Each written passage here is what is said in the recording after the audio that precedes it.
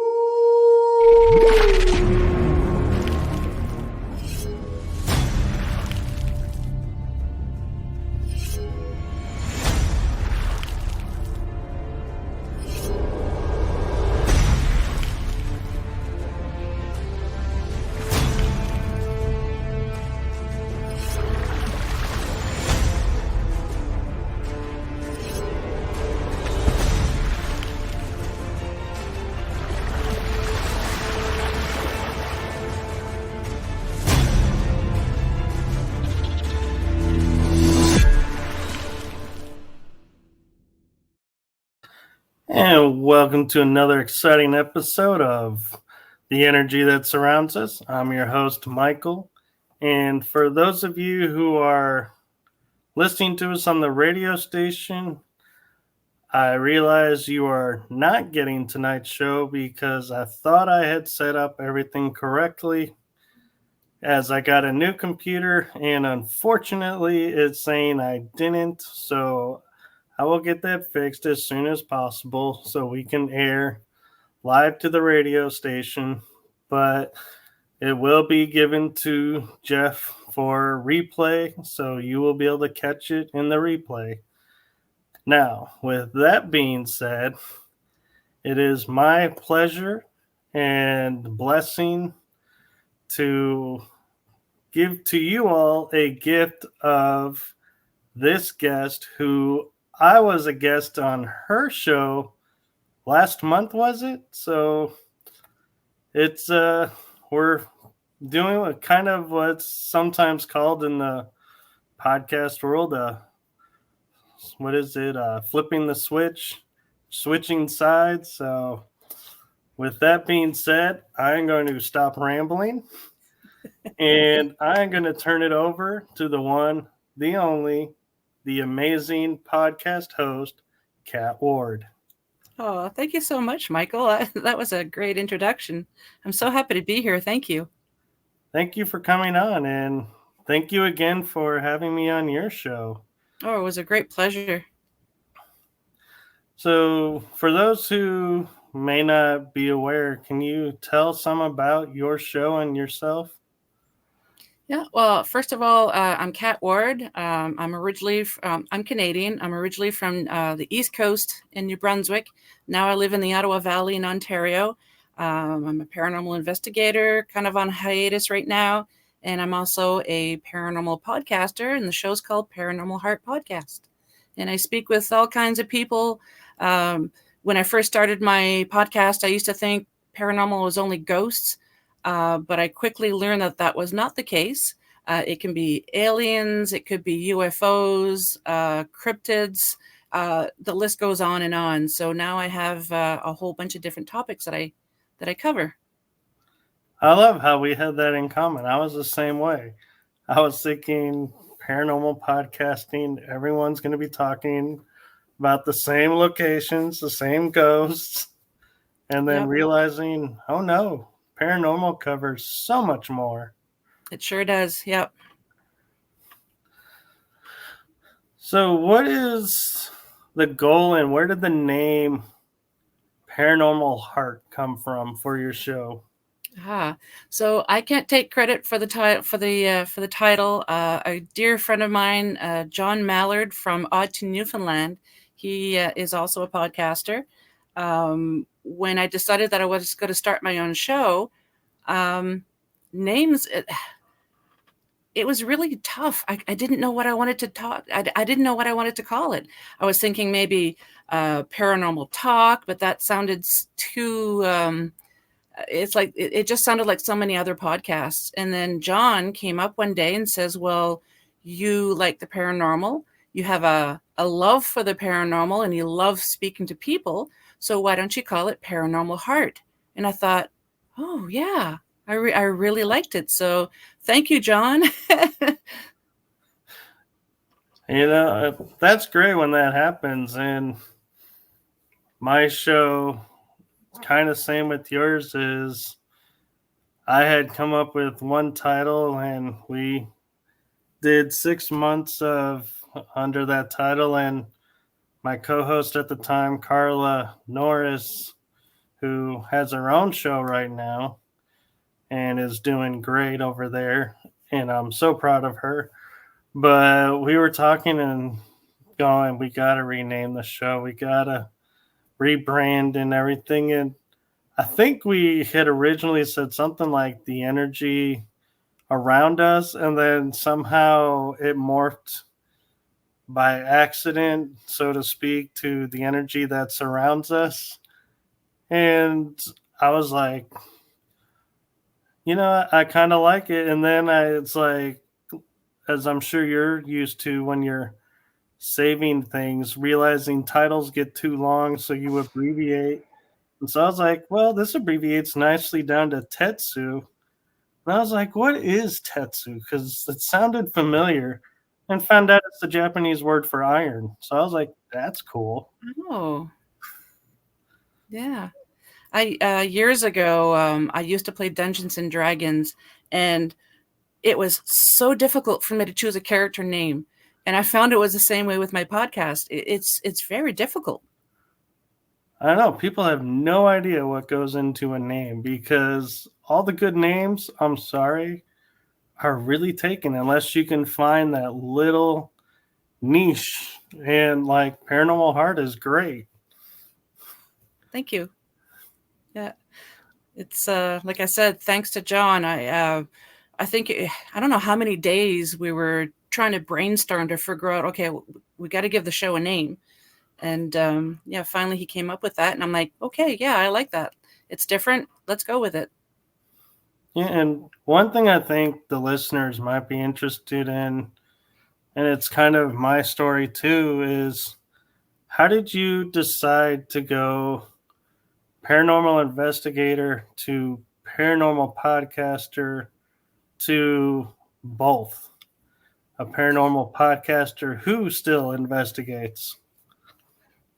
Well, when we first moved to the Ottawa Valley here, made some friends, and they all knew that I was into the paranormal. And I had a friend one time message me on Facebook and said, "Hey, there's this lady on Facebook is looking to start a paranormal team, and I know you're really interested in that. You should give her, send her a message." So I did. Her name's Katie Turner, and she's very well known right now. She's a gifted psychic. Like she is amazing, and she's a dear friend. So we had a meet and greet at a local coffee shop to see who wanted to join the team, and so I met them, and I thought, okay, let's do this, and we started out, I think, 9 people. And we've changed people over the years because sometimes life gets in the way. You always want to go ghost hunting, but you just can't sometimes. So now I think we're down to 5. I haven't been able to do it a whole lot in the past couple of years. We actually have a new member that I've never met, just because my work schedule, I work evenings, and whenever they have a scheduled investigation, I have to work. So I miss out on all the fun. But when I first started doing the investigating, John Mallard, we have a mutual friend back home, And he said, yeah, you have to talk to Kat Ward. She's an investigator. So John sent me a message and said, I need to have you on the show. Oh, I'd never done anything like that. I was terrified. So I don't know. It might have been 2-3 weeks. And I kept saying, let me think about it. Let me think about it. So finally he messaged me, goes, okay, Kat, are we doing this or what? And I'm like, okay. And it's pre-recorded. So he goes, don't worry. We're just having a chat. And I was terrified. But it went well. And I had a few other friends who had podcasts as well. And they had me as a guest. And I had family friends and family tell me that you should start your own podcast. And every time I would say, hell no. So when I mentioned that to my husband, he goes, well, why don't you? I'm like, I don't know. That's something other people do. And he's like, it's a no-brainer. It's like, you love the paranormal. You love talking to people. So why not?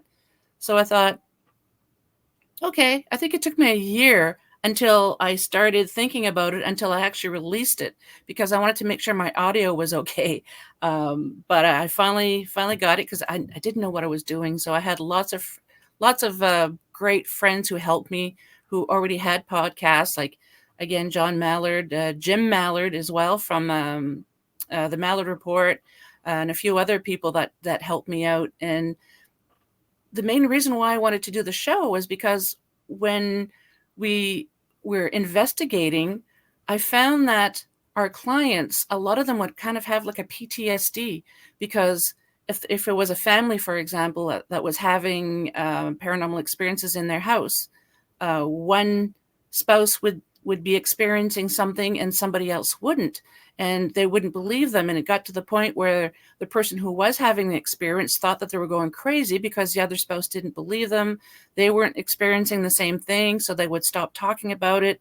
And it just, they get withdrawn. It's a horrible thing to have these experiences when your significant other doesn't even believe you.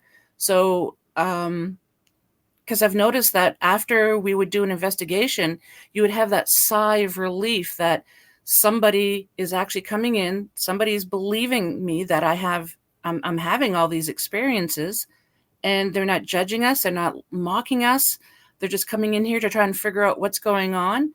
And you could just see the pressure just release. So I thought I wanted to start a safe space for people to talk about their paranormal experiences, whether if they've seen Dogman or if they've encountered ghosts or whatever. I just want them to be able to talk about it, because that way it shows other people who might be listening that they're not alone, that these things are happening all over the world. And so that was my main goal, that to be able to let people talk about their experiences. And you do a great job at it. I Thank have you. to admit, from experience even. I Thank you so actually much. get to talk from experience. Oh, I've had great guests. Oh, gee. I have to say probably about 98% of my guests, I actually get a rapport and we keep in touch afterwards. So it's just amazing. And when I first started getting into the paranormal, there was a lot of bullying and hatred, and your evidence is bull crap. You're not showing the right evidence. You're not doing it right. But then after a while, people started banding together and putting their foot down and saying, no, we're not going to put up with this bullying anymore. And there's a lot of, I always hate the term, but it is what it is. It's para-unity, and it really is. So people, instead of bashing each other, we're talking to each other saying, that's great evidence that you had. What method did you use? What piece of equipment? People are talking now. And it's like that with podcasts too. I've met so many great podcasters, and somebody will say, hey, I just interviewed this person. How would you like to have them on your show? And it's like, yeah, perfect. So there's so much, we're all raising each other up and talking about what we actually like talking about. And it's just amazing how things have changed. There still is a little bit of negativity and bullying, but not nearly as much as, 15, 20 years ago. Right. And it seems like, in my opinion and experiences, the bullying all seems to be surrounded by a few people, and it's because they can't let go of what happened to them, and so they kind of keep it going when they say, oh, I want to end it. And it's like your actions and your words don't match. Yep. And you kind of just step to the side and let them be, and it's their choice. And, if that's what they want, that's fine. Mm-hmm.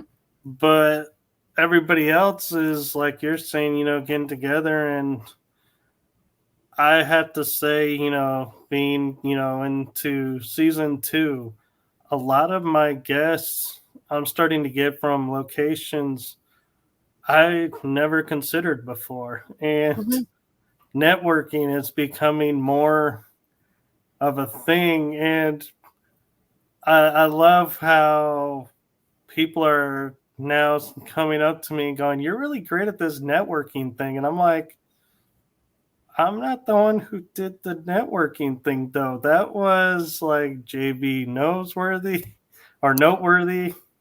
She does it great. She's amazing.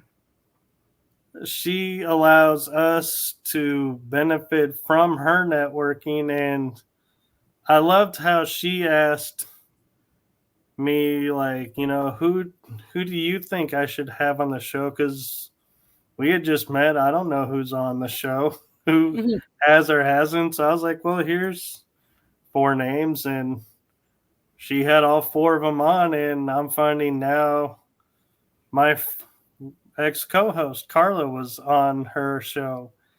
And nice. I was like, oh, I should have recommended that one. But it slips my mind because my mind was put on the spot. And I was like, all right, who did I just interview? That was really good. And so that's where my mind was. And so, yeah. But I think that's a brilliant thing that she does, and that we all like get together and communicate. And like an example of us, coming on each other's shows to support them, and we communicate offline and everything. And I think that's like amazing, because it's like you're saying, building para-unity. And I know the full term is paranormal community, which is a mouthful. And I'm sorry, the only way to shorten it to a nice, flows out of the tongue word is para-unity. And I had a lot of people tell me that word has bad juju or has been really tarnished. And I said, well, good. Let me use my abilities and my shows to take and chisel some of that off and bring some luster back.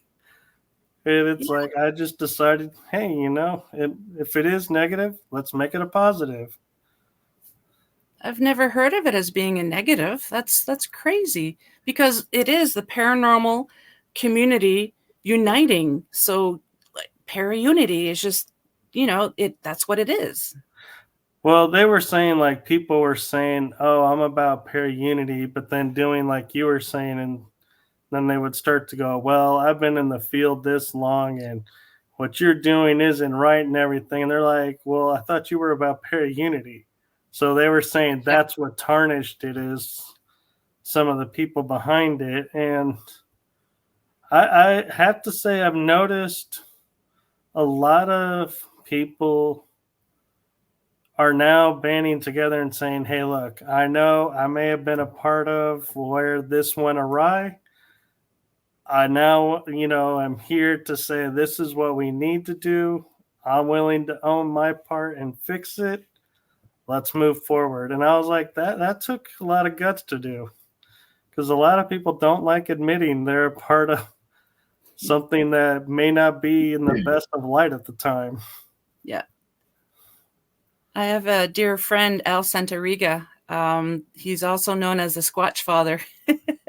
But when I first started the podcast, because he's been on the show quite a few times, and I would ask him, what did you think of the episode? Because he always listens to my episodes. It's been, I think, is it 6 or 7 years this year? I can't remember. I think it's going to be 7. Wow. But anyways, yeah, and he listens to pretty much all the episodes. And I would ask him, okay, I need to know how to improve. So tell me your honest opinion. And he says, no, I don't want to tell you because I don't want you to hate me. I'm like, Al, I'm not going to hate you. I like honesty. Don't be malicious on purpose, but tell me, how can I improve? And he would tell me. So now when I ask him for advice, or he'll just give it to me, he'll send me a message about a certain episode and he'll say, great episode. And he just gives me a little bit of advice, and it's great. Now he knows I'm never going to hate him. He's like a brother. So it's like, I want to know the truth. Tell me the truth. Oh, hey, Joy. I just saw the little thing pop up on the bottom. Yep. They're trickling in, and I have to say too is I notice that, being podcast wise, I always grew up and heard, like, if you can make it 1 year or 2 years in the business, you're solid in this field, or in this field, maybe 1 year. So I kind of felt like, podcasting, first year's really, you're just dipping your toe in and seeing what it's like. Second year is really the first year of actually doing show. So I was like, to me, I always say to myself, if I can do 3 years, 3 seasons, then I've truly made it. Yeah, I remember Jim Mallard giving me some advice as well. And he said, if you can get 8 episodes under your belt, then you're going to get a feel if you want to keep going or not. And it's been a few years later now, so I really enjoy doing this. Yeah. And the great advice I got for doing the show was, don't waste your time creating the intro and outro when you're just beginning, because nobody has a polished show right out the chute. It's gonna change. The show's gonna change. So don't waste your energy making this great intro and outro that you're gonna end up maybe a couple months or 6 months or a year in going, scrap it. Why did I ever do that? And yeah, it does take a lot of pressure off, because I feel like, and I don't know if this was your experience when first starting, is you look at all the shows that are out there and they have these great intros, these great conversations, great backdrops, great promo, thumbnails. Everything is really well done. And you're like, here I am, and I got none of this. How am I going to make it? But yeah, it's amazing how everybody kind of takes you under their wing and is like, hey, you can do it. Just give yourself time. Get like you were saying, 8 episodes in, so you really get a feel for where the show is going. Another piece of advice that was given to me was, have guests on your show that you find interesting, because if you're into the conversation, then the listeners are going to be able to get into the conversation as well. Don't have guests just because they're a celebrity or whatever. Just try and get the guests that you find are interesting, and that's what I've been doing. There are some guests that I would absolutely love to have on that I've messaged, and I still haven't heard anything because they are so very well known, but I want them on because they're interesting, not because of who they are. But yeah, I'm still working on them. Yeah, well, I'm the same way. And yeah. I actually even had, and it kind of like made me step back and kind of validated my thinking of, 2 or 3 seasons and you've made it. Was I was on this network and I just created a profile, and this big name person reaches out to me and says, "Hey, I want to be on your show." And I'm like, "Really? You want to be on my show?" Mm-hmm. And I'm not asking you. You Yeah, actually sought me out. I was like, wow, that's like a great feeling, and it is. Yep. it it's actually, I think, a little euphoria when, and I'm sure you feel the same way, when people are like, "Hey, I've seen your show. Can I be a guest on? This is what I do, and this is what I've experienced." And it's like, wow, you're actually, it's like so cool when people actually ask to be on. It is. In the beginning, I was asking primarily people that I already knew in the paranormal community, and it's so, I can't think of the word, but I was excited the first time I got an email saying that they heard my show and they wanted to be a guest, and I was like, really? So that was amazing, and I'm getting more and more people asking to be on now, and it's pretty amazing. I love that. Yeah, and I love when, like you were saying, podcast hosts have somebody on and they're like, "Hey, do you have a spot available for this person? I think this would be a great fit for your show." And it's like, really? And then it's like, you feel like, oh, let's make a special day for this one, because there's, not every day, a guest is suggested over, and you're like, oh yeah, let's not make this person wait too long. But at the same time, you're like, I gotta respect the guests I already have lined up. Yep. Yeah, I find it gets me all excited, and it's almost like I'm a little kid in a candy shop where a fellow podcaster, I would reach out to them to say, "Hey, I really like this guest. Where can I contact them to see if they want to be on my show?" And after I interview them, they message my friend, the podcaster, and say, "Hey, I had a really great time with Kat." And then my friend tells me that, and I'm just like, "Really? That's awesome!" Like, I love hearing that. Yeah. I'm a little curious though, because everyone's different. Are you the type of host that is like, I'm going to do a show this week and say it's on Friday and go, Tuesday, I'm going to seek out a guest, or maybe on Wednesday for the week? Or are you like other hosts that are like, okay, I'm booking in November now because I've gotten all these episodes lined up already, and so I'm getting far out? Because mine is pre-recorded and my shows are released on the second and last Sunday of each month, and my work schedule, I never know what it's going to be too far in the future. So what I do is I'll try and stockpile a few shows that I can record in a week or 2 weeks. So like currently, I think I have 2 months worth of episodes to put out.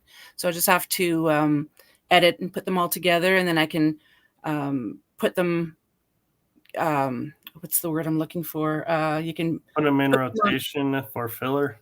no. Well, not meaning fillers in Yeah, filling, but no. Let's say it's going to like, be out next week. Well, I can still, if it's all put together, I can still put it like on Podbean, for example, because that's the main platform, that in YouTube, and I can set a date and time in the future when I want to have it actually premiere. released. So it's all Yeah. done, which it's a real lifesaver doing that, because, like I said, I don't always know what my schedule's going to be. It's never the same. It's usually evenings, but sometimes I work day shifts. But I just can't ask work all the time, "Hey, can I have these days off because I'm going to be interviewing people?" I do have some people in mind for the future, and sometimes I will send them a little message and say, "Hey, I would love to have you on the show. Um, as soon as my schedule is out, let's touch base. I'll give you some dates and we'll go from there." And they're always like, "Yeah, let's do that." So that seems to be working for me. Yeah, and that's great. And that's something a lot of people have asked me of, is if you have a guest that canceled in the last minute, do you have any shows that are pre-recorded that you can fill in? And I'm like, no, I don't. Yeah. And I'm like, because to me, it's like, I don't feel comfortable saying to someone, yeah, let's record an episode and be like, well, when's it going to air? Well, if I have a cancellation, that's what, you know, this will be great for that. And it's like, I feel like then it's like in my mind, I'm setting up, I'm going to have a cancellation, which I Yeah. don't want. And at the same time, then I'm like, I'm sitting on an episode that's really great, but I have nowhere to put it. Why did I record this now? And I feel pressured to put it out there. Yeah, I'm very fortunate to have some good friends that if something happens, because sometimes life gets in the way and either your guest or yourself, and you have to reschedule, it just happens. And sometimes, like in June, I wasn't able to record anything, just nothing seemed to line up. So I didn't have any episodes in June, sadly. But I do have some good friends out there that if I really, really need to record like tonight, and I'll message them and say, hey, are you available like in an hour? Can we record an episode? And I have a few people, like a handful of people that'll say, yeah, I can be there for you. And then I will have an episode. But just very, very fortunate that way that some people have the time or they'll make the time. Yeah. And so I'm kind of curious with going back a little bit because, we're talking more about the shows, and you did mention paranormal investigating, that I'm curious. Every investigator I feel like has had either the aha moment or a moment that says everything I've been doubting has just been validated as real.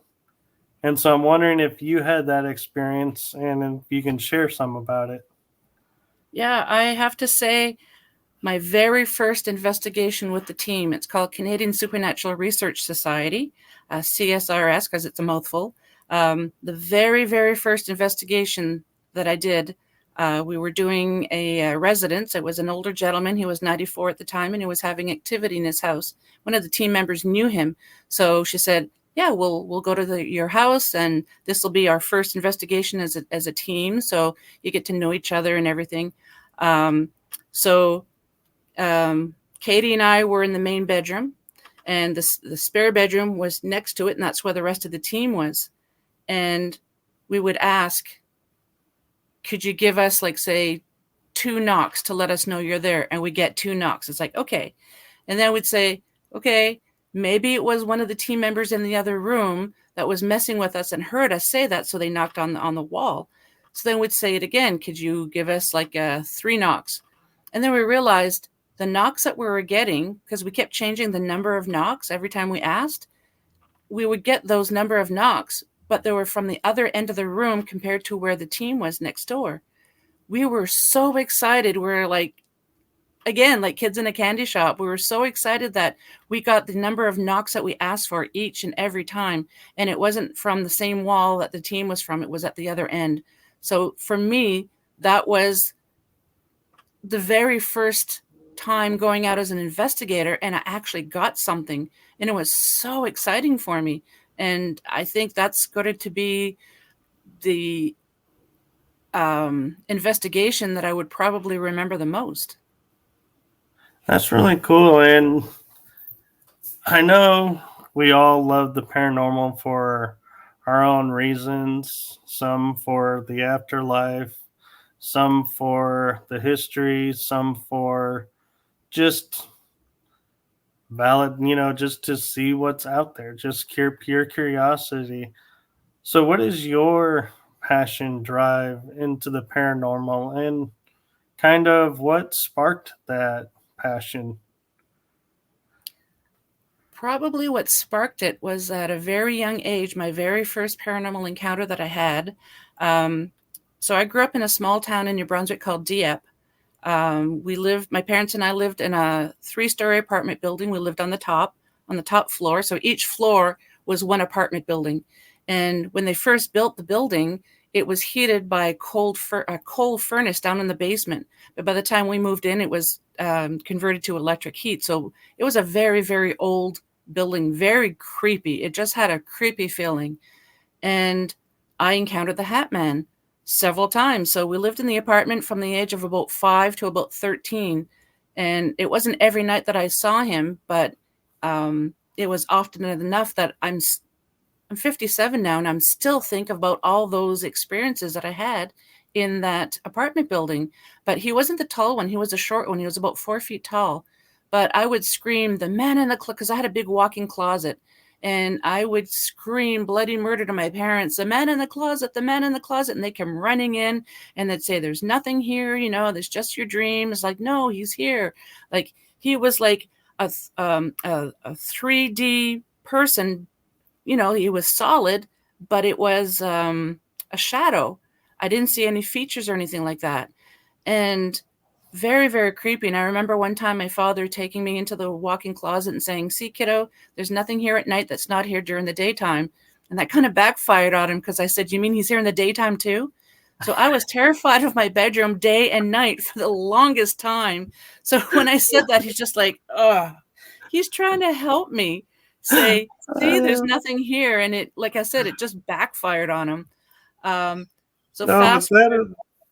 is brilliant that you even were quick-witted enough to say that. And it's like, I know, right? My God, that is brilliant. My poor father. It's like, it's okay. No, it's not. But then fast forward many years, I was into listening to paranormal podcasts and everything, and starting to get to meet people, hosts and everything. And I was listening to this one show. It was called Paratruth Radio. The hosts were Justin and Eric, their cousins, and they had an episode about the Hat Man. Now, I had never heard of anybody else ever experiencing this entity before. And so having that episode on that show, somebody else actually saw it, and I thought, oh my God, there's other people who have actually seen this entity, but his was the tall version. So I messaged them. I sent them an email afterwards and saying, hey, great episode. Loved it. Told them about my experience, but it was a shorter version. And then Justin emailed me back and said, he sent me a link, a YouTube link. I guess there was this man who used to see the short version as well when he was a little boy, and he wanted to reenact it. So he had the bolero type hat, and he had kind of like a cloak type thing. And then he dimmed the lights. And when I saw that, just right away, I had the same childhood terror as when I was a little girl, because that was exactly what I saw as a child. And I thought, there's other people seeing this. Tall one, short one, you know, some of them say they see red glowing eyes, fangs, whatever, pocket watch. Mine, I did not see any features at all. And he didn't really pay attention to me. He would just go about his business in my room. But it still terrified me. I didn't want to breathe. I didn't want to move because I didn't want him to see me. And as an adult, knowing that other people around the world are seeing the same entities is just fascinating to me. It's not just Hat Man, it's like cryptids. Like, look at Sasquatch. He is seen around the world, and some countries call him something different. But it's pretty much the same entity. It might be a different color or a little bit different height, but it just amazes me how the paranormal, everyone around the world is experiencing this. So there has to be something behind it. But the Hat Man was probably the thing that sparked my interest the most. Yeah, I'm just kind of laughing because you got to be psychic, because my mom and I were in the car and the conversation was about, so-and-so said they saw Sasquatch. Some said Bigfoot. Some are Yeti. Is that the same? And I was like, yes. It's just in different areas. So it's like we had the same conversation you just brought up. Yeah. And one thing I want to ask for the sake of the audience, because I'm sure, you know, there's so many different legends and lores out there.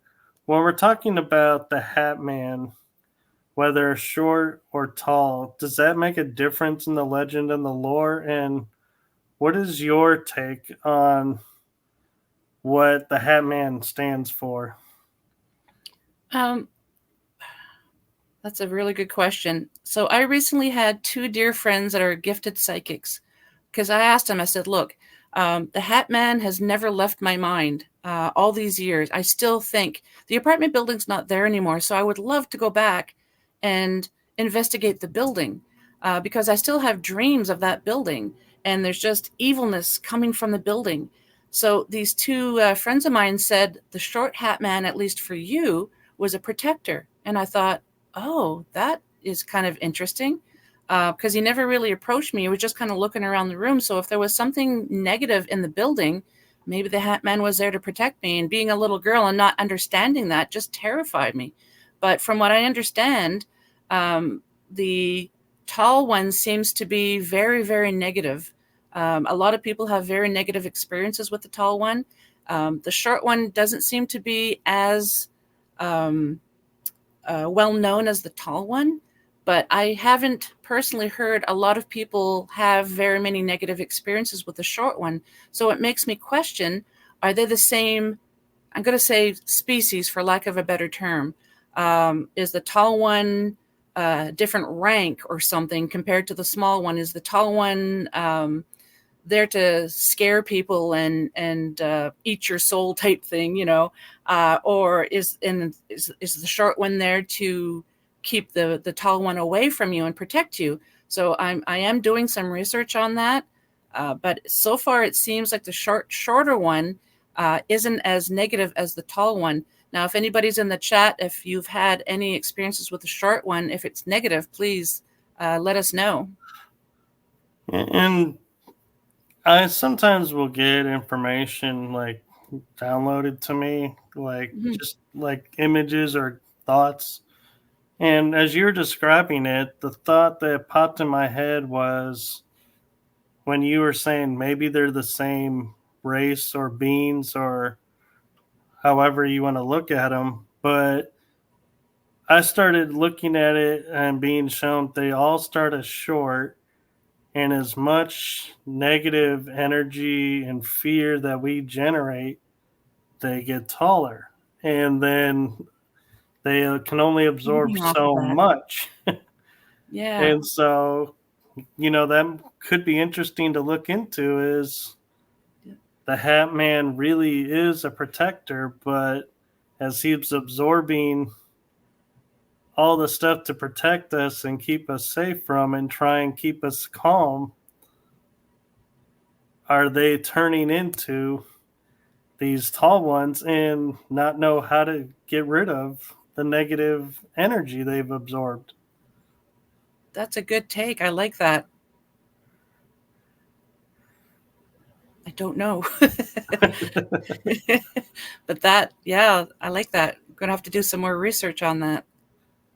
Yeah, because I like to say when I'm investigating and people, I will always say like, oh, there's this dark energy. It must be a demon. And I was like, no, it's not demon. And I said, let's look at society. We all understand and view society. So I said, let's take a little kid who maybe doesn't think along the same lines as everybody else. And one person teases him and says, boy, you're stupid. Two other people hear that and think, oh, that was funny. So they go over, call him stupid. All of a sudden, more people are coming and saying stupid. Well, what does the kid start to do? Thinks he's stupid. The same thing I feel happens to spirits, where we have a spirit who may just be, he's the nicest of spirits, but just comes off with that demeanor of like attitude that people are like, oh, he's mean, he's bad. Well, as one team says, there's this bad spirit, another team comes in and goes, we're here to look for the bad spirit. And then another team comes in and they're like, instead of using bad spirit, they go, we're looking for the demonic spirit. We hear there's a really nasty spirit here. Well, what is that spirit going to do? He's going to start to say, you guys want it? I'll give it to you. Yeah. I get some people telling me that they start having paranormal experiences in their house, and it starts off slow. They'll hear banging, the remote control might move or whatever, and then all of a sudden, cupboard doors are being open and closed. They're just all this activity is happening, and they think it's something negative. And I say, not necessarily. It could be that the entity sees you, they want to communicate, and they're getting so frustrated that you can't see or hear them. And they're just like, oh, why can't they hear me? And that's why they kind of have like, can you see me now? Can you hear me? I do feel that does happen a lot. Yeah. And to go along the lines with that is, I had a lady say to me, the common thing that people associate with evil or demonic is when they get scratched on the arm or scratched on their back. And she said, but look at this. And she goes, when somebody grabs you and pulls their arm really quick, what happens? You get scratch marks. Yep. It's not intended to scratch you. And she goes, now think about a spirit who has been invisible to the world, has now realized somebody can see them, and once is trying to interact, and you try to get their attention to say, here I am, and you accidentally get scratched. How many times has that been what could possibly have been what happened, and we misidentify? And I want to make clear, too, on a note of, I'm not saying there's no demonic spirits. Yeah. I'm just saying we have to be careful how we identify spirits, because we're too quick to throw out demonic, I feel like, sometimes in investigations. Yeah. Agreed. We had an investigation once where it was a married couple, and I think their daughter was 2 or 3 at the time. And they actually got pushed down the stairs. The daughter would fall over. A lot of the daughter's toys, like balls, we played with, so they called us in. And we come to find out, after asking lots of questions, I looked at the parents and I said, when you get pushed down the stairs, where do you feel it on your body? And they're like, well, right around the knee area. I said, have you ever had dogs? And they're like, yeah. I said, sometimes dogs, you're going up the stairs and they follow you and then kind of hip check you. I said, is it something like that? And then they started thinking about it. They're like, yeah.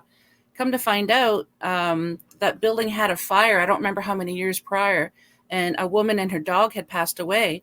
So it was the dog that kind of pushed them down the stairs. It wasn't anything negative. And the dog was playing with the daughter and playing with the daughter's balls and some of her toys as well. So the wife was convinced that it was demonic. And then the husband, he wasn't so sure. So when they called us in and we said, no, there's none of us sensed anything negative. And then we explained to them that it was a dog. The sigh of relief, they're like, oh my God, thank you. It's like, okay, do you want us to cleanse your house now? Or what do you want us to do? And they said, well, if it's just a dog, it's not really hurting anybody now. So, but that's, they thought it was demonic. Yeah. And it's something that a lot of people get a misnomer of. And I think some paranormal investigators don't give thought to it, as well as animals can come back as spirits as well. And so we just think everything that's happening around is either a child or a person or something that's not of this planet.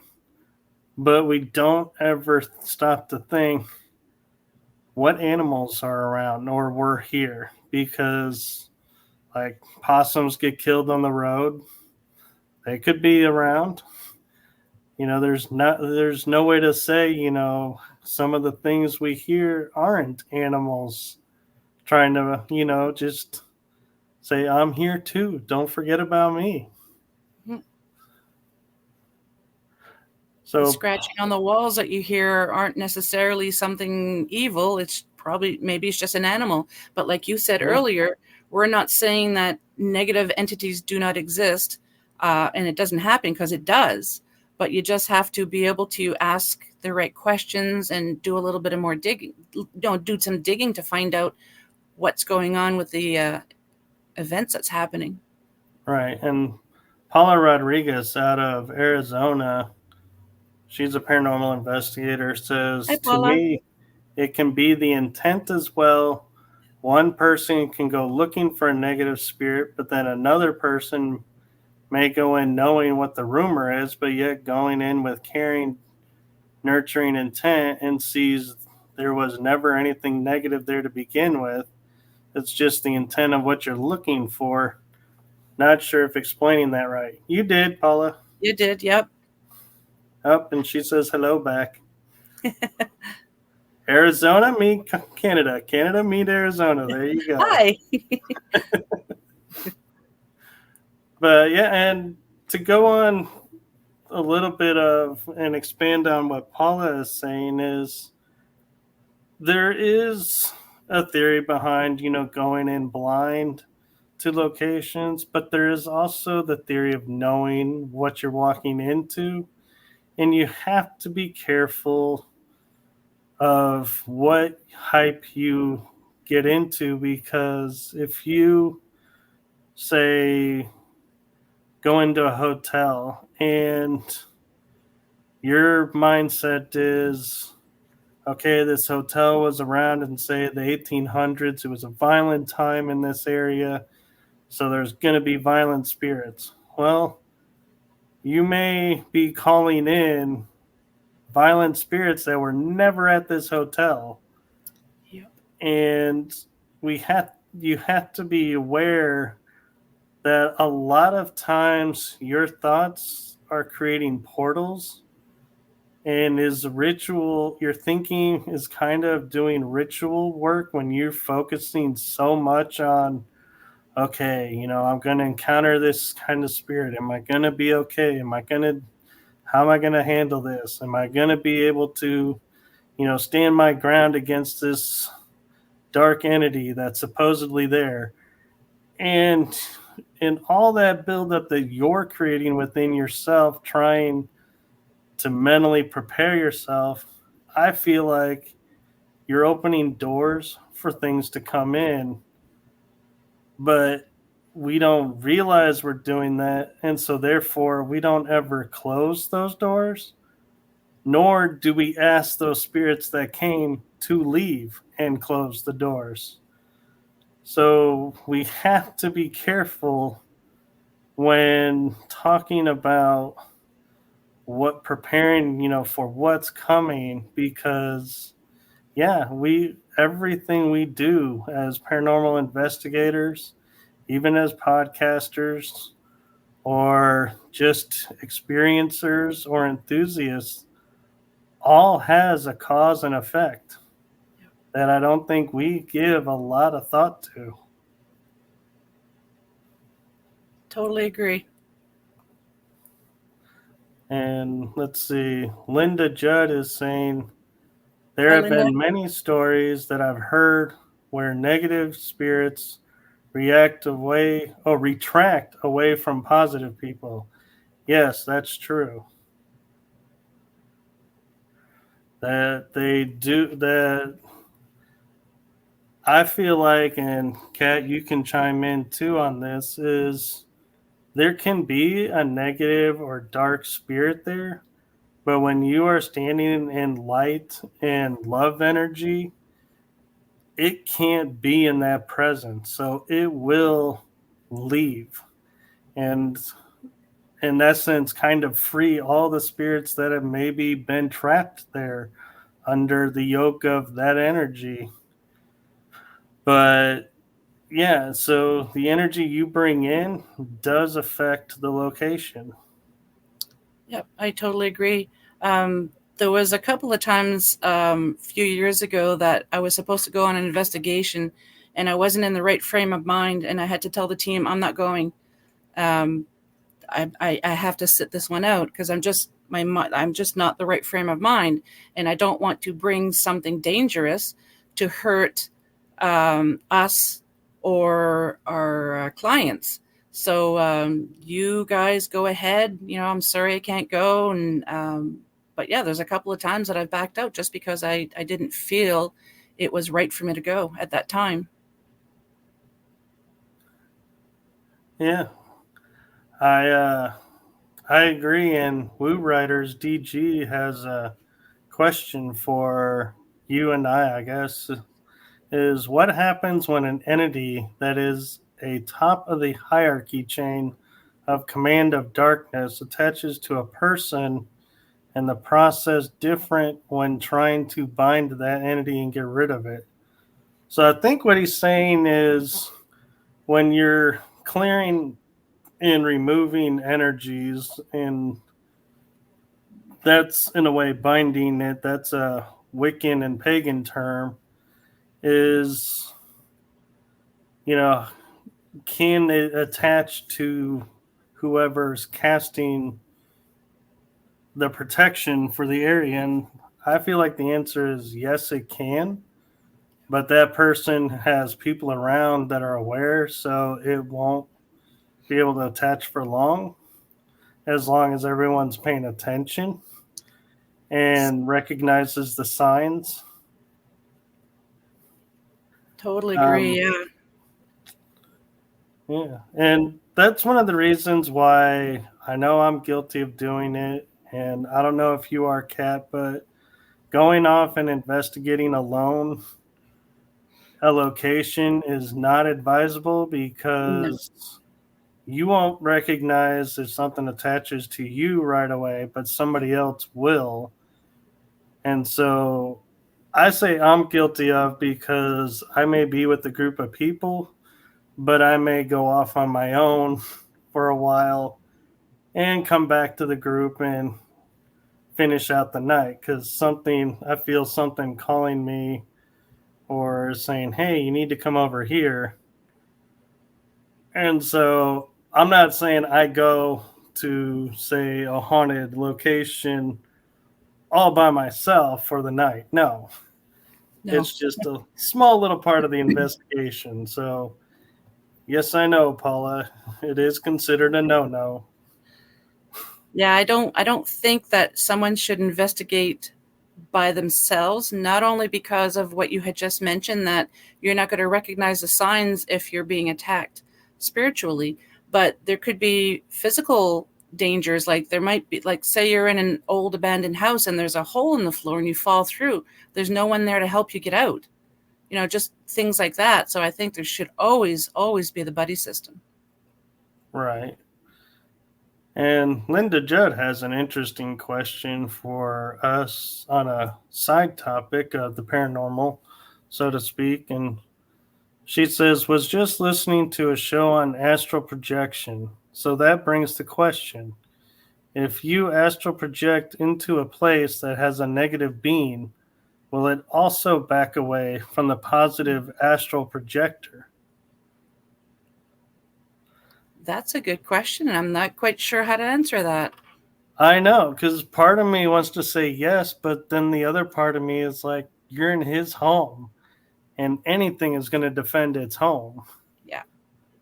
So that's a really good question. I'd have to give that some thought because I would think as astral projection that it may back away, but it may not leave totally and abandon the area. It just may back down or go into hiding. But I don't know that would actually clear it out, because it depends on too is where you're at in the astral plane. If you're in, say, I'm going to use this as a hypothetical, so I don't think I'm putting this out there for you, Kat. But if you're in Kat's house and experiencing something, it may leave completely because it realizes it can't be there, because Kat's going to pick it up, you're picking it up with high energy, so it's not going to be it's going to be too uncomfortable and it'll leave. But if you're in, say, like Salem graveyard, where a lot of the people involved in the witch trials were, there's such heavy negative energy there that it may just step into a shadow and let you go by, do your thing, and then resurface when you leave. And I don't do astral projections, but from what I understand from people that do it, if you don't know fully how to do it, then there's a danger that you can get attacked while you're projecting, if I'm understanding it correctly. And there's a little bit more of a danger that way if you're not very proficient at it. You might be able to bring something back negative with you as well, if I understand the whole concept. Actually, you summed it up very well. I couldn't have said it better myself. You hit the nails on the head, so to speak.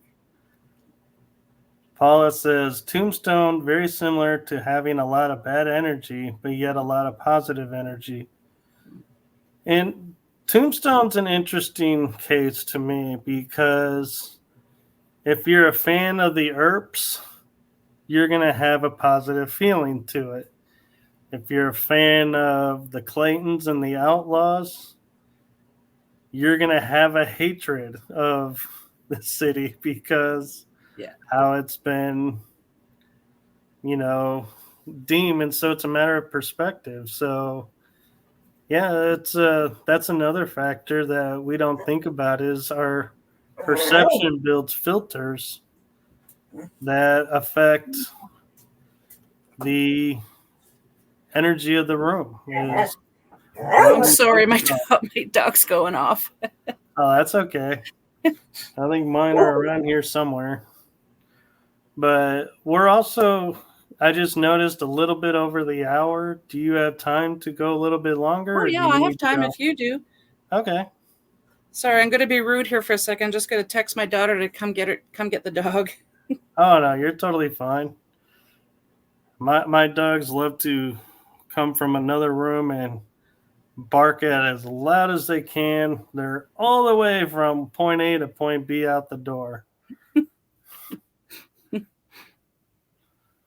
So, Woo Riders DG says, I was meaning that if the entity is stronger, like higher up the pecking order for evil entities, is the process different to get rid of it rather than a less powerful entity? Yes, it's a lot difficult, at least I firmly believe that the higher up they are, the more difficult it is to be able to get rid of the negative energy. And you might need bigger guns, for the lack of a better term, to get rid of them, as opposed to a lesser one that doesn't necessarily have as much strength.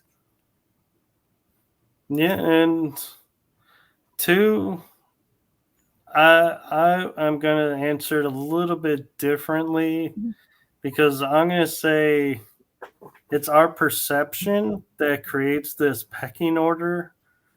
So he may be equal to the bottom rung of the pecking order, but because you're feeling him a little bit more intensely, you're putting him higher up. So it may not take more energy to get rid of him. And another way to think of it is as the bullies.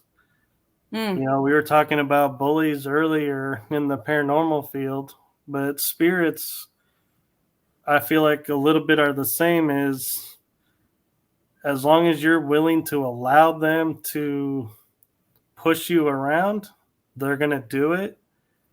And and you're going to be afraid of them. So you're not going to stand up to them. So they get more energy out of that. But if you turn it on them and confront them, then most likely, don't quote me as saying they're going to. I said most likely, meaning it's possible they will flee and back down because they're not used to people coming in with the energy and doing what we call standing in their power and not backing down. So it's hard really to answer that, woo writers, because there's so many factors that goes into that can alter it. That's my personal take. I have a friend who lives in the Niagara Falls area who she used to live in a great manor, and she travels the world, and she has a lot of great antique that she brings home, and she actually handles the cases that is way above my pay grade, and I do not want to handle the negative cases, but it does not faze her. She'll handle them, and so she was telling me one time she could hear noises coming from the kitchen. I can't remember what area of the house. I'll just say the kitchen. So she goes down and she could hear growling. And all she said was, "Not tonight. Go to bed." And then she just stormed off and went back to bed. And then the growling stopped. So I thought that would be great, because had it have been me and I heard and felt all that, I probably would have been like, "Oh no." And it might have gotten stronger, but with her, she's like, no. Right. Yeah. So, yeah. And Paula is chiming in. She must be around the Tombstone area, because she says, we run the Pete Spence house for investigations. He was the one accused of the plot for killing Morgan Earp. So we got a lot of both in that home. And then she goes on and says, we have a bully energy sometimes at Pete Spence's house, but we get stern and ask it to be and needs to be nice. Mm-hmm. Now, there is something I'm going to sidestep for a moment and say there is a natural law that's a universal law that people don't really understand and know, and that is energy is within energy. One energy cannot take over another person's energy without permission. And so when you say to a spirit, like in your friend's case where she said not tonight, they have to abide by that, whether they're of the good energy or the bad energy. Mm-hmm. All energy has to have permission to do whatever they're going to do. So the second you revoke that permission, they're out. Yep.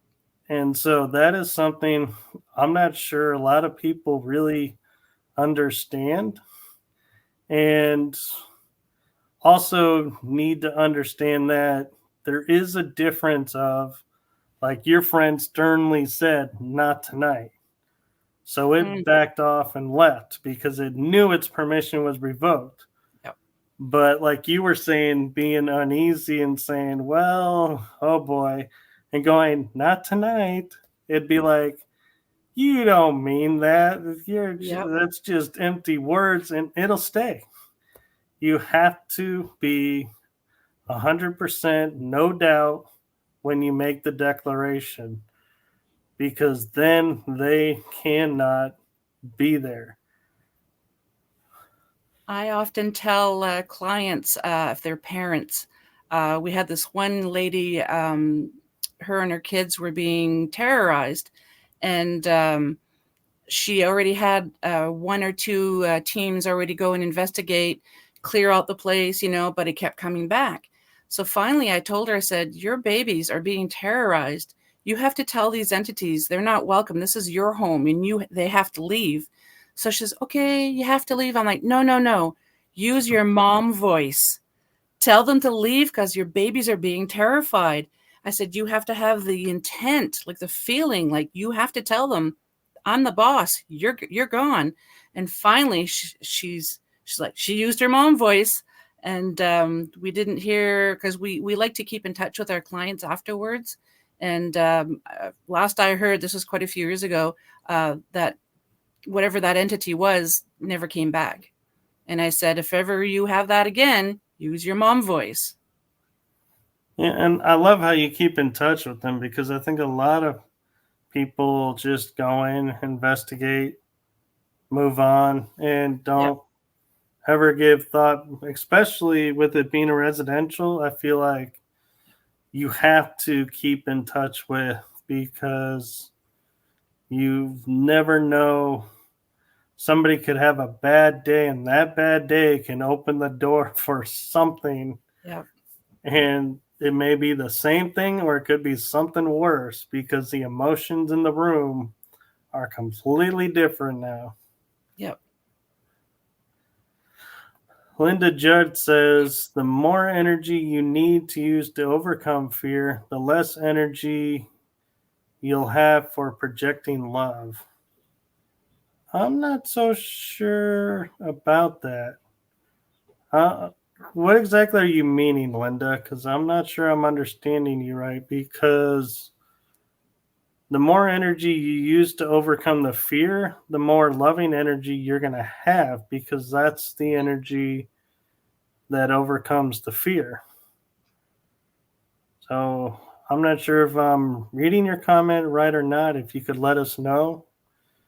And Paula says, yep, that's what we do. We get stern and say, hey, nope, you're not going to be mean. You're going to be nice, or you can leave. Yep.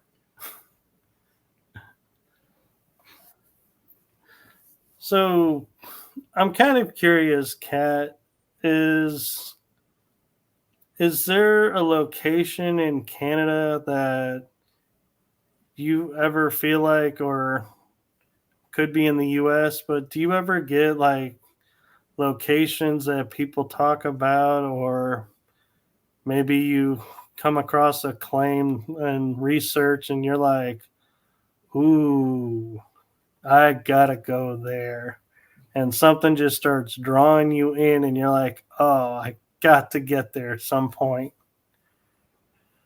I would absolutely love, and I know the team feels the same way, and I've reached out to this location several times, but I've never gotten any reply. It's the Kingston Penitentiary in Kingston, Ontario. There's a TV show up here called Murdoch Mysteries. I don't know if you have that I'm a mistake. huge fan of that show. Yeah, it's filmed in Kingston, and very, very old buildings and everything. But the penitentiary, was it built in the 1800s? They say it's very, very active now. They do have tours there for people, but to try and get a paranormal team to go in and actually have an investigation is very, like, if you can get in, you're very lucky.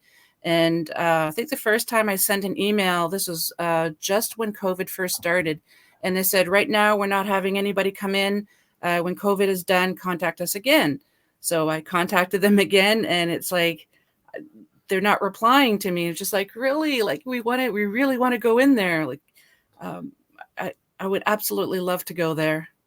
Yeah, I'm kind of wondering if it's because Murdoch is filming, they don't want people messing with the set, so they're saying no.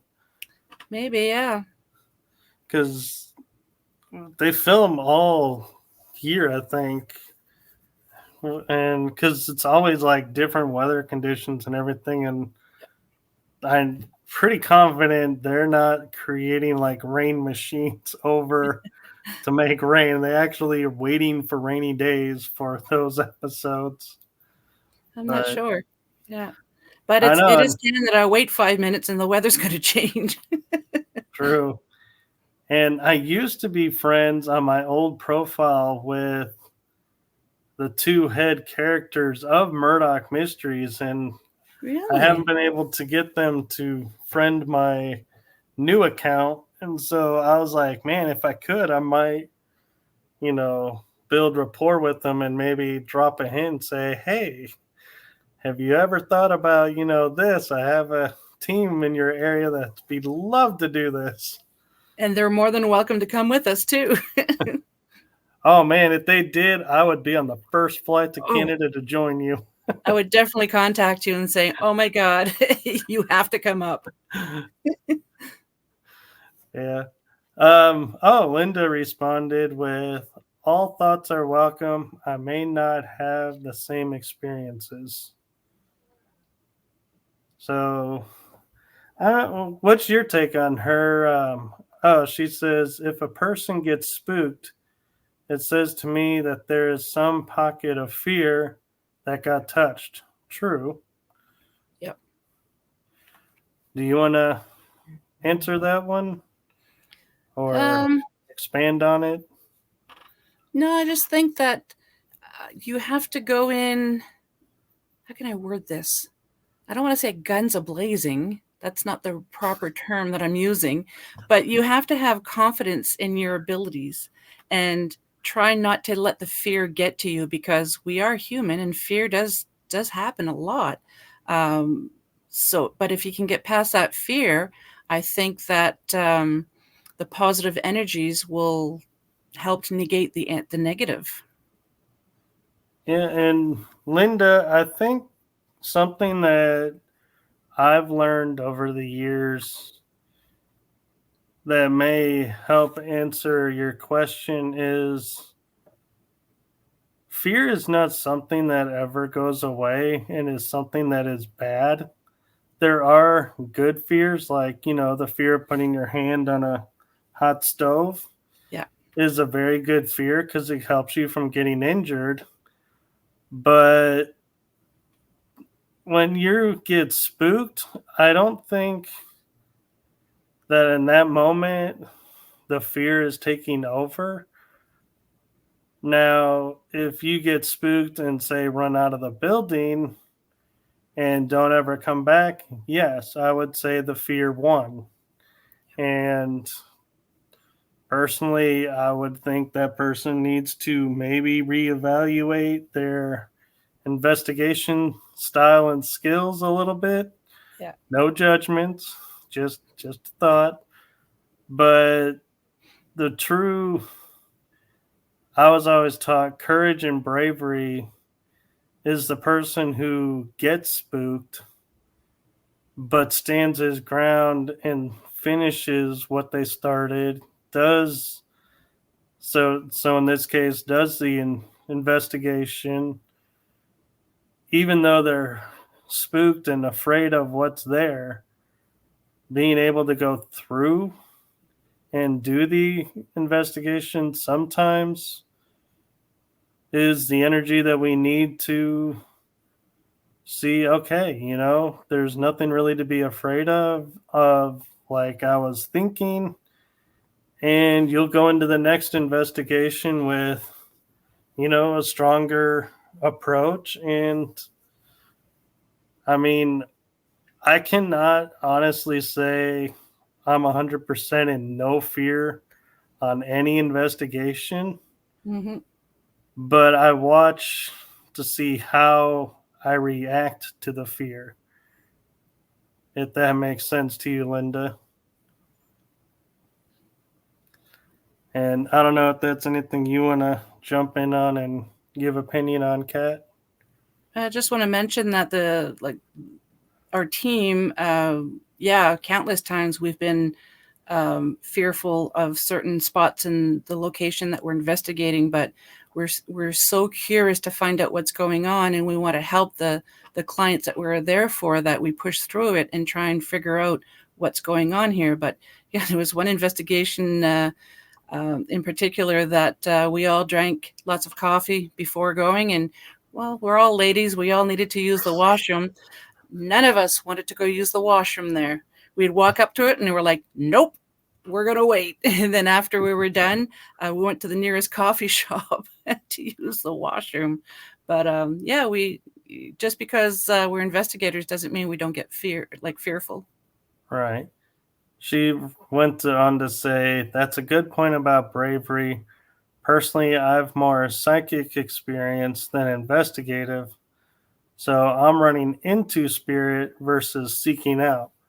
Well, that paints a different picture there, Linda. And so I would say, on the grounds of that, in my personal opinion, is you can be spooked by what you're seeing in your mind, and what messages you're getting and how you respond will determine the outcome. Is if you see something and instead of seeing the whole picture, you decide, oh, this one part is too much, I can't handle it, and back away, you may be missing out on a bigger picture that has some positive to it. But at the same time, you have to know your ability level and what you're comfortable with, and by no means ever put yourself in an uncomfortable, vulnerable space in the hopes of getting a certain outcome, because if you don't get it, you could be in a worse place. So you got to trust your intuition and your gut on that one. Yep.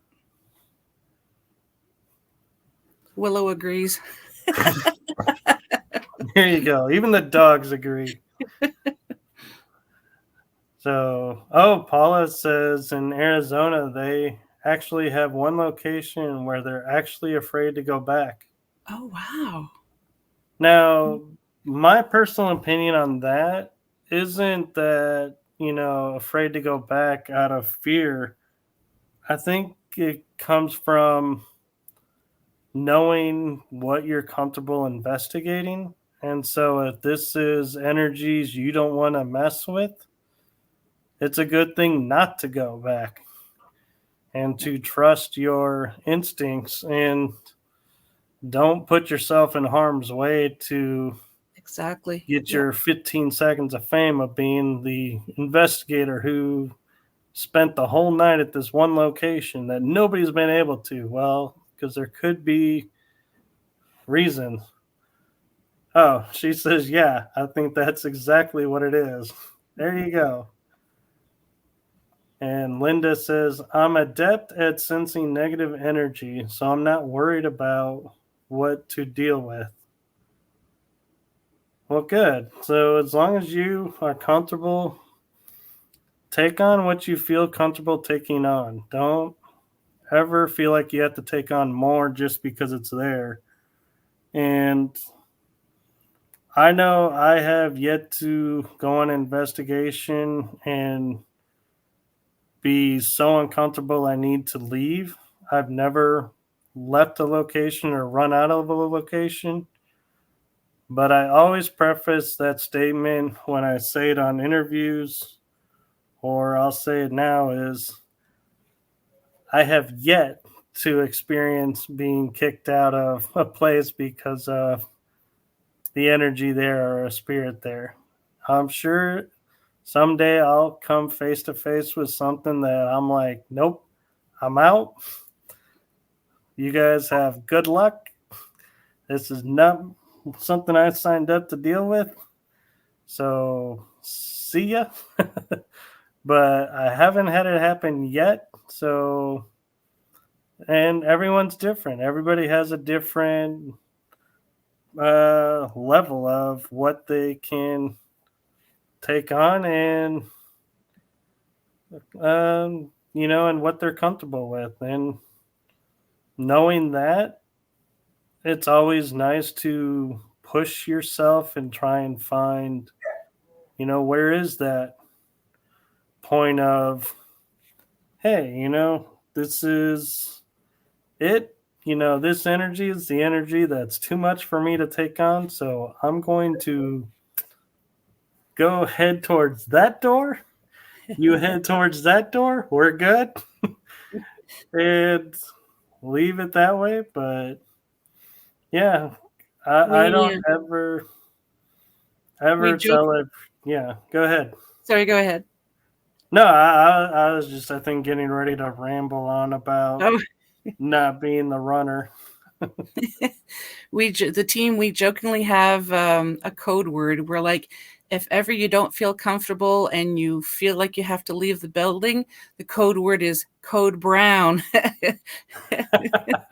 That's a good one. We haven't used it yet, but yeah.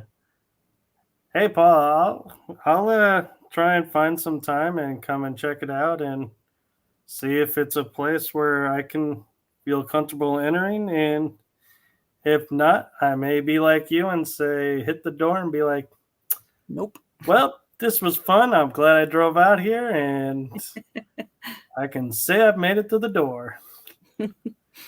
Linda says, lots of laughs. Thanks, Michael. Nice to meet you, Kat. Nice to meet you too, Linda. Linda says, I always enjoy your shows, Michael. Oh, you're so sweet, Linda. Thank you. I appreciate that. And that makes me feel good because I try to make shows that everybody benefits from. Paula says it's definitely not going anywhere.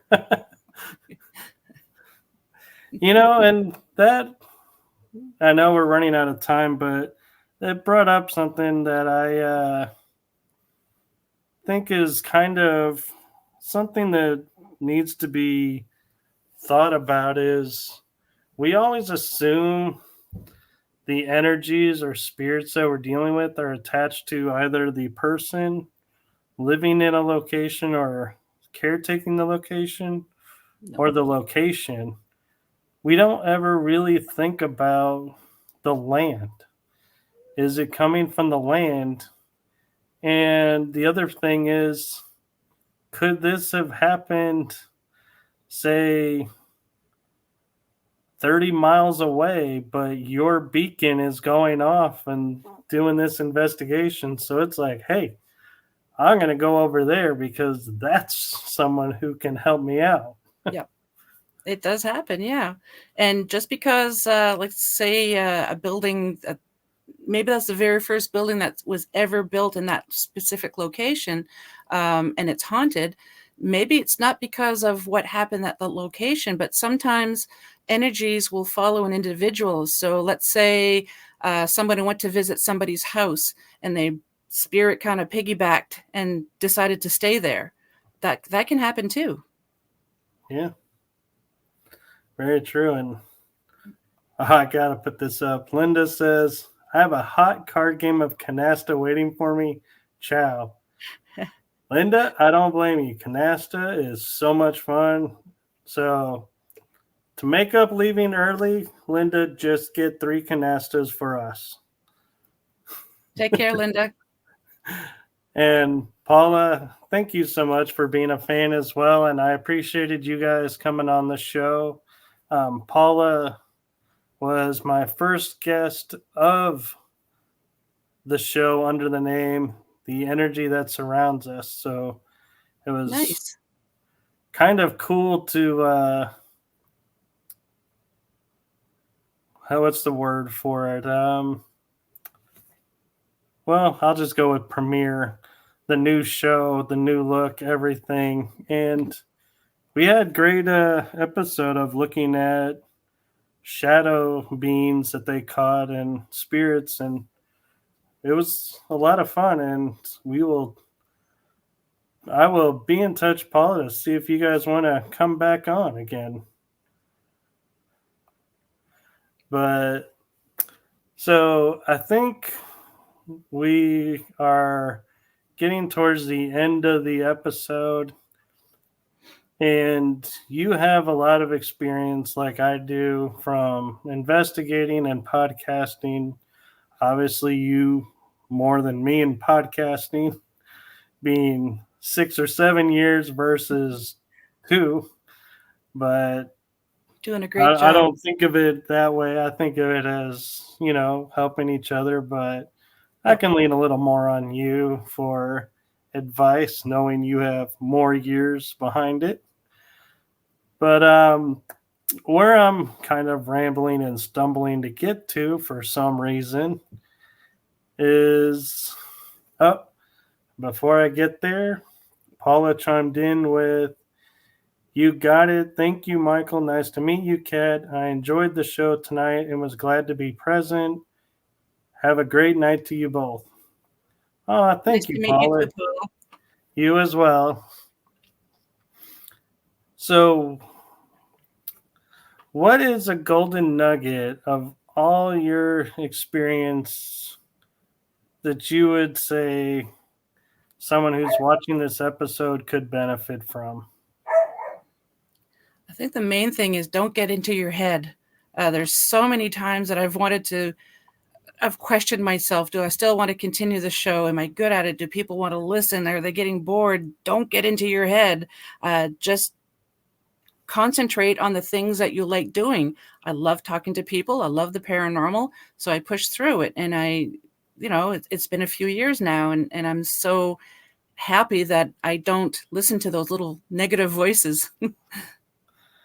That's perfect. And so with that, I'm going to say thank you, Kat, for coming on my show, and that I am so grateful and appreciative we were able to reciprocate shows, me being on yours, you being on mine. And thank you to everyone in the chat room for chiming in. And thank you to everyone watching, because I know some of you like to sneakily watch and not chat, which is totally fine. Not calling you out on that. I appreciate it. And I know Kat appreciates it with her shows. So with that, I'm going to say good night, good day, good morning, good afternoon, good sleep time wherever you are in the world right now. Make it a blessed day. Fill it with love and joy. And as Kat so beautifully commented, don't get in your head. Don't let those little voices in the back of your head, or the quote, I think, devil on the shoulder, talk you out of things. Stand up for what you want to do and shine the light of who you are. And with that, we are going to say good night, everyone. Good night. Thank you. Much love to everyone.